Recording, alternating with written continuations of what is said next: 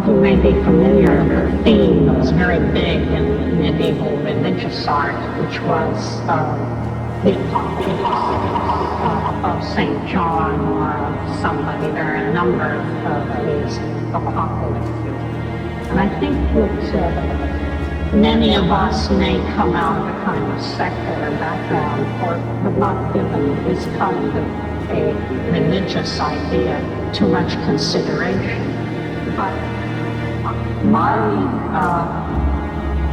idiosyncratic conclusion, based simply on trying to be honest about the content of the psychedelic experience, is that human history really is on a collision course with a transcendental object of some sort.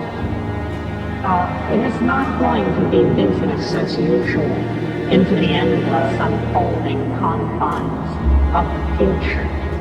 The very fact that human history is occurring on this planet, the very fact that a primate has left the ordinary pattern of primate activity and gone into the business of running stock markets and molecular biology labs and art museums, indicates to me the nearby presence in another dimension of a kind of hyper-organizing force, or what I call the transcendental object. And I believe that this transcendental object is casting an enormous shadow over the human historical landscape.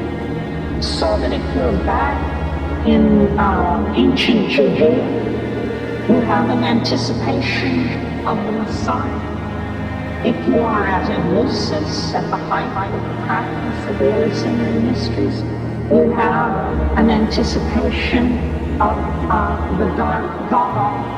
These anticipations of an unspeakable, transcendent reality that are always clothed in the assumptions of the individual artist and the society in which he or she is working are in fact genuine, and that you don't have to give yourself over to fundamentalist religion to connect with the fact that human history is an adventure.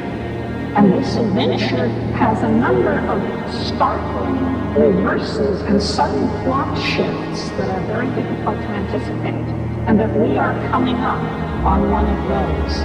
The civilization that was created out of the collapse of the medieval world has now shown its contradictions to be unbearable. And though no one of us knows what the shape of the new civilization will be, somehow, in the singing of the ayahuasca songs in the rainforest, in the tremendous hypermetallic, transcendental, off-planetary flash of psilocybin, in the teaching of the self-transforming machine elves that seem to dwell in the DMT dimension, we see that the ordinary linear expectations of history are breaking down, and that the truth of the imminence of the mystery is breaking through all the structures of denial of the male dominator paradigm that has been in place so long. The way to make this birth process smooth, the way to bring it to a conclusion that will not betray the thousands and thousands of generations of people who suffered birth and disease and migration and starvation and lonely death, so that we could sit here this evening. The redeeming of the human enterprise all lies then in helping this thing come to birth. And each artist is an antenna to the transcendental other.